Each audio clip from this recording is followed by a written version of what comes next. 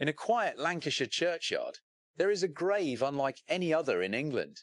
No headstone, just a heavy lump of granite pressing down on the earth. And beneath it, buried not on her back but upside down, head pointing into the ground, lies a woman the village believed was a witch.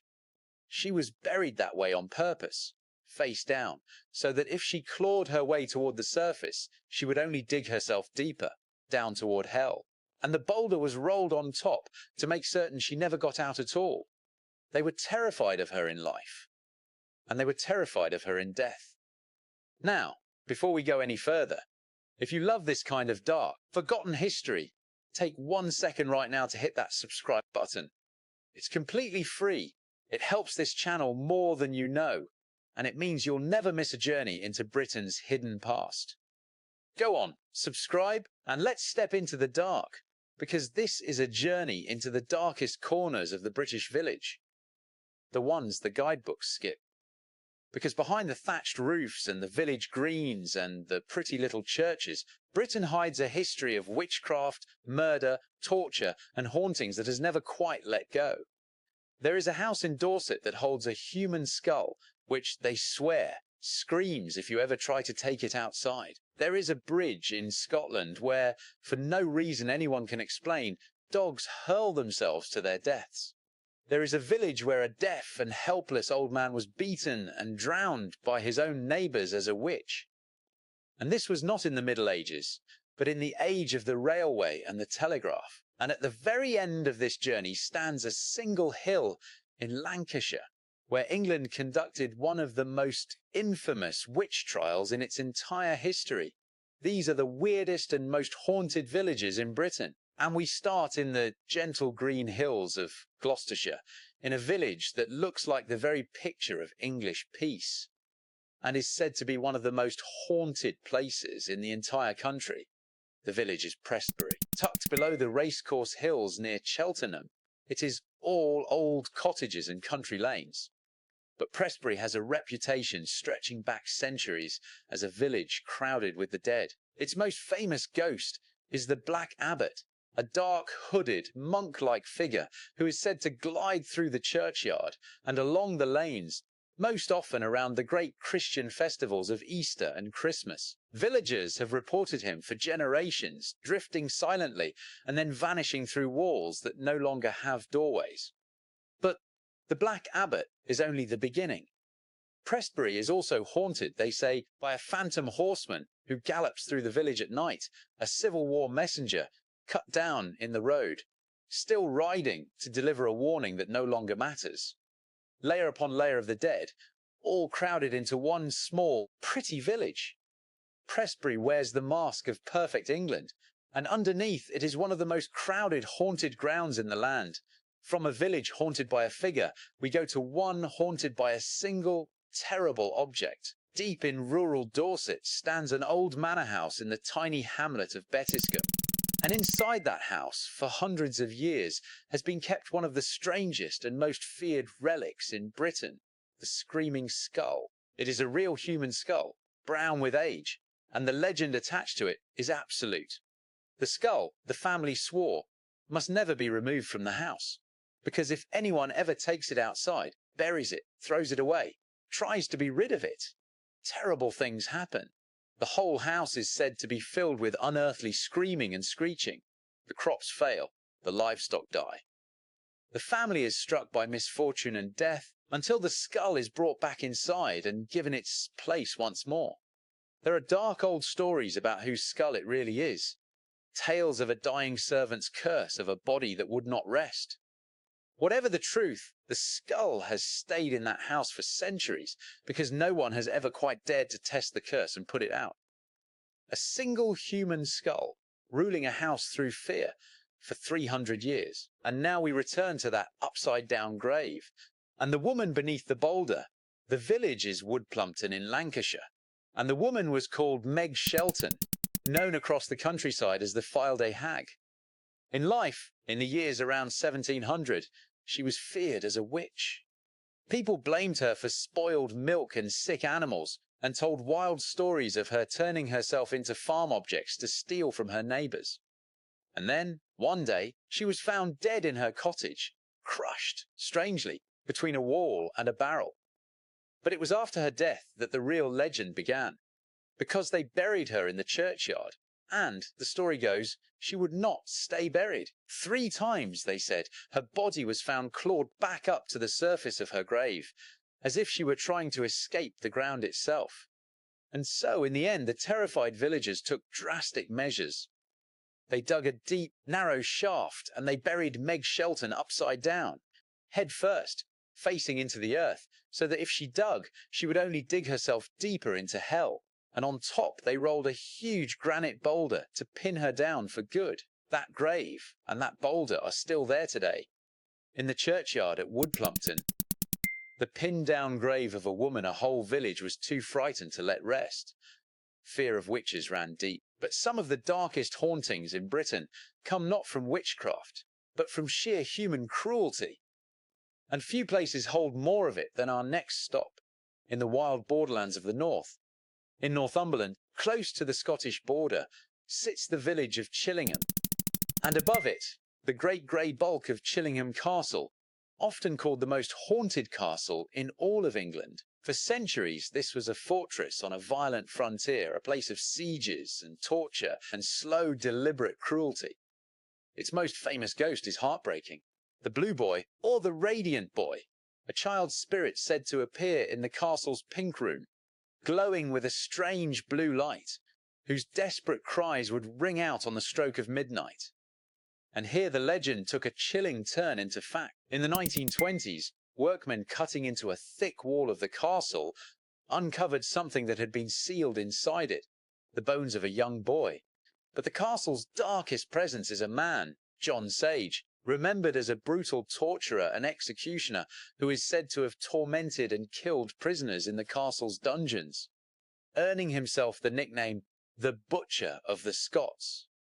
When his own time came, the story says, he was hanged before a crowd that hated him so much they cut and mutilated his body as he died. His tortured victims and Sage himself are all said to walk Chillingham still, a village in the shadow of a castle where the cruelty soaked so deep into the stone that it never washed out. Cruelty against the accused reaches its darkest in the story of the English witch villages, places where the fear of witchcraft became a way of life. And there is one village in Essex that wore that reputation like a crown. The village is Canewdon, standing on a low hill above the Essex marshes, a place long known across the county as the very heart of witch country. For generations, Canewdon was believed to be swarming with witches. The most famous piece of local law was as precise as it was sinister, that as long as the tower of the village church stood, Canewdon would always be home to exactly 6 witches, and that whenever one of the 6 died, another would immediately, mysteriously, take her place, so their number never fell. The village was said to have a master of witches, a cunning man who controlled them all. People told of witches who could stop a farmer's cart, dead in the road by their will alone, of stones that could not be moved, of a churchyard where, if you ran around the church at midnight on Halloween, the witches would appear. Even the professional witch hunters of the 17th century, it was said, feared to meddle with Canewdon. A whole village that believed, right into modern times, that it was permanently, unshakably home to the servants of the devil. But belief in witches was not just frightening folklore. It got people killed, and horrifyingly, it was still killing people far more recently than you might think. Just a few miles away, in the Essex village of Sybil Headingham, one of the last acts of deadly witch persecution in England took place. Not in the Dark Ages, but in the year 1863. In the village lived an elderly man, a deaf mute, known cruelly and simply as Dummy. He was a strange, solitary figure who told fortunes, and some in the area feared him as a wizard. Then a local woman became convinced that he had cursed her and made her ill, and so a mob turned on him. They dragged the frightened old man to the water, and they subjected him to the ancient, barbaric swimming test for a witch, throwing him into the mill stream to see if he would float or sink. They beat him. They pushed him back into the freezing water again and again. The old man survived the ordeal itself, but the shock and the cold and the injuries were too much, and within weeks he was dead. This happened in Victorian England, an age of steam trains and photographs. And it is remembered as one of the very last times a person in this country was effectively killed as a witch by their own neighbours. From true horror, we turn to Britain's most famous ghost story of all, and one of its greatest riddles. In the small Essex village of Bley once stood a large, gloomy Victorian house known as Bley Rectory, and for decades it was celebrated as the most haunted house in England. The stories were extraordinary. The phantom of a nun who walked a path in the grounds, a ghostly coach that thundered up the drive, mysterious writing that appeared on the walls, objects that flew across rooms, bells that rang on their own, and cold, unseen presences. A famous ghost hunter spent years investigating the house and writing sensational books about it, and its fame spread across the world. The rectory burned down in a fire in 1939 and was demolished, but its legend only grew. And yet, here is the twist. When serious investigators later examined the case, much of the Bley haunting fell apart. It emerged that some of the phenomena had been faked, that a rector's wife had admitted to creating ghostly effects herself, and that the celebrated ghost hunter had almost certainly staged and exaggerated events to sell his books. So which was it? The most haunted house in England, or the most brilliant hoax in the history of the supernatural? The house is gone now, and Bley Village is quiet again. But the argument over what really happened there has never been settled. If Bley's ghosts were doubtful, our next haunting is rooted in a crime that is horribly believable: the slow murder of children. In the shadow of a ruined Norman castle in West Sussex sits the old village of Bramber, and here stands a house said to be haunted by the saddest of ghosts. The story reaches back to the 1600s, to a time of civil war and religious persecution, when the two young children of a hunted family were hidden away in the house for their own safety, and then, through betrayal or sheer neglect, were left locked in the upper rooms and forgotten. The children, the legend says, slowly starved to death, alone, in the place that was meant to protect them. And ever since, people in the house have reported the ghosts of two thin, pale children, sometimes seen hand in hand on the stairs around Christmas, sometimes only felt as small, cold fingers slipping into an adult's hand, or heard as the soft sound of children crying behind a locked door. A quiet Sussex village, and a house that never stopped grieving for two children who were left to die in the dark. Not all of Britain's haunted places are villages of the living. Some are villages of the dead, abandoned and left to rot in silence. High in the mountains of North Wales lies a valley so grim that it earned a terrible nickname: the Slate Valley of the Shadow of Death. This is Carmarthen, once a slate quarrying community where men tore the roofing slate of the world out of the mountainside in appalling, dangerous conditions, and where so many were killed and maimed in the workings that the whole place became a byword for death. Today, Carmarthen is utterly abandoned. The quarrymen are gone, the chapel is a roofless ruin, and the shattered remains of the village sit in the shadow of the black, brooding mountains, beside a cold lake, in near total silence. Explorers who venture into the flooded tunnels and collapsing buildings speak of an oppressive, watchful atmosphere, the sense that the valley remembers every man it killed.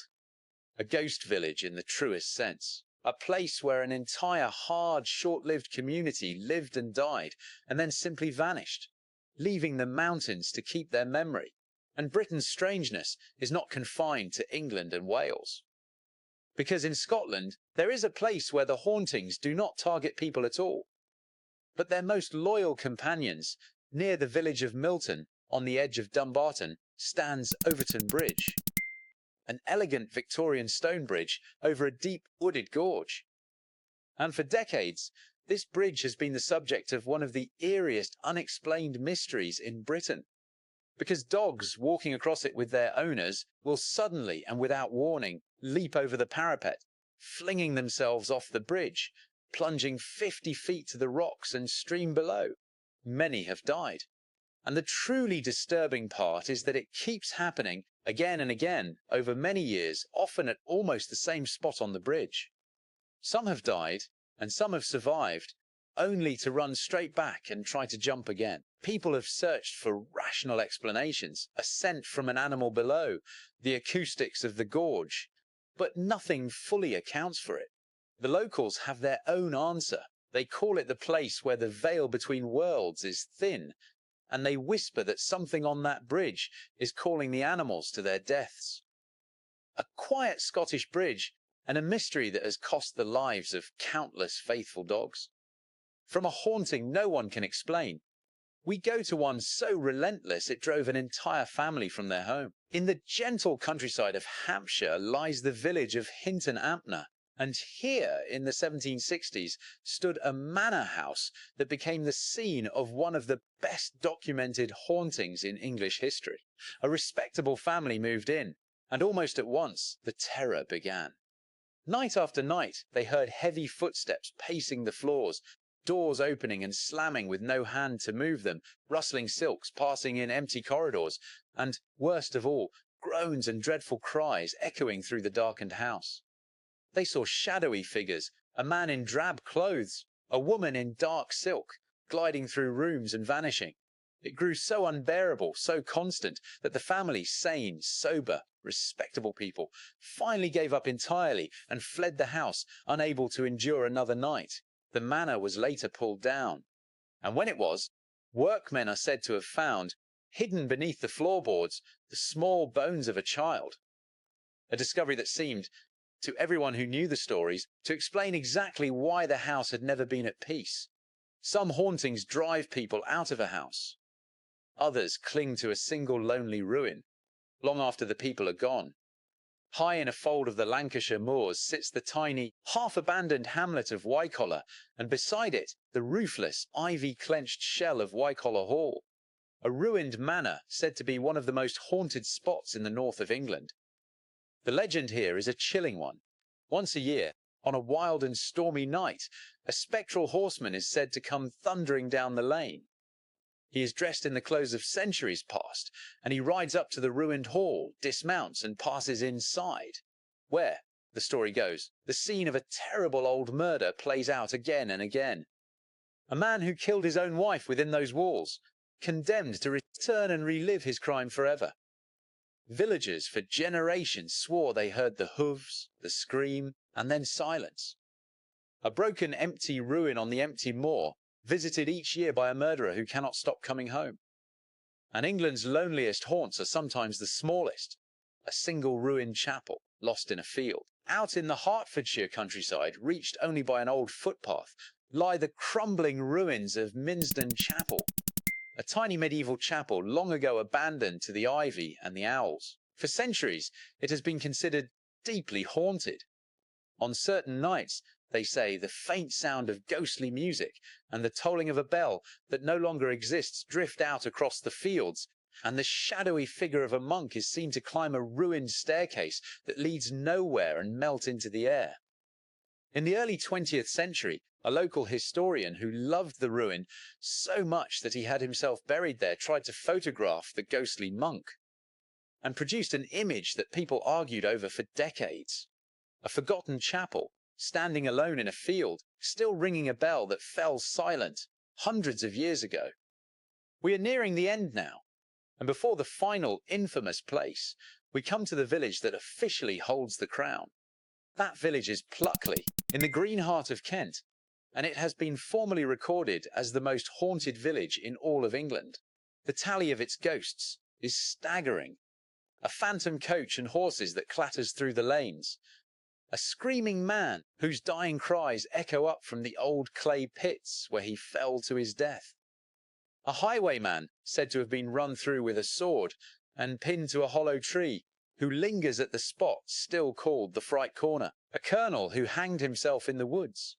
A schoolmaster found swinging from a tree.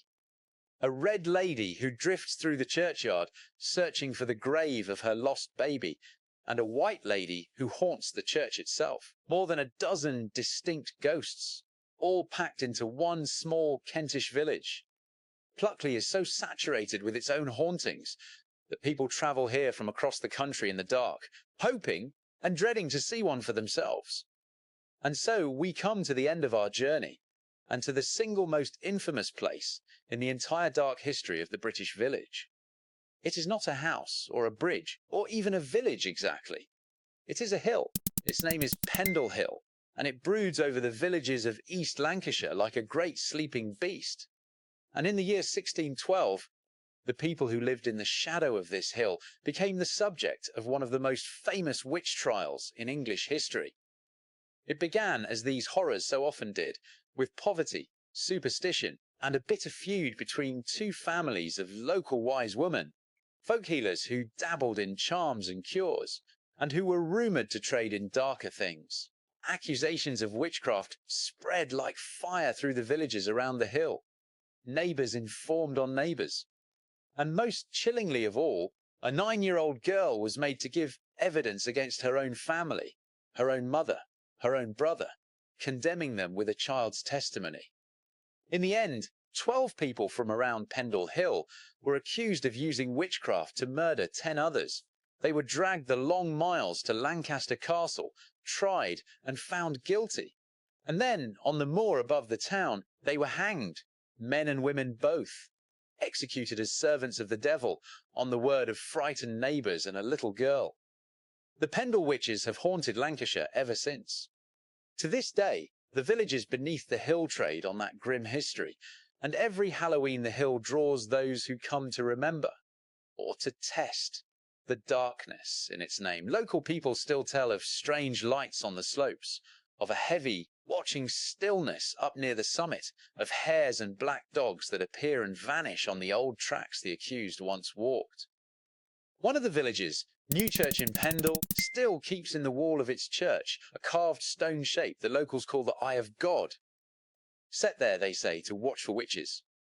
Some say the 12 accused were poor, harmless old women, destroyed by fear, hunger, and spite. Some say there was something real in those hills that the trials never truly touched, and never could. Either way, Pendle Hill stands as the ultimate monument to the terror that once ran through every one of these villages. The fear of the witch, the ghost, the outsider, the thing waiting in the dark. And that is the truth hiding beneath the pretty surface of the British village. The boulder on the witch's grave, the skull that must never leave the house, the old man drowned by his neighbours, the bridge that calls the dogs, and the hill where they hanged the accused. Behind the roses and the church bells, these islands remember every cruel and frightened thing they ever did. And in 100 quiet villages, they say the dead have never entirely gone. If you enjoyed this journey into Britain's darkest corners, do subscribe and we'll take you to the next one. Because somewhere out there tonight, in a village that looks perfectly ordinary, a light is on in an old house, and something is waiting in the dark for the story to begin again.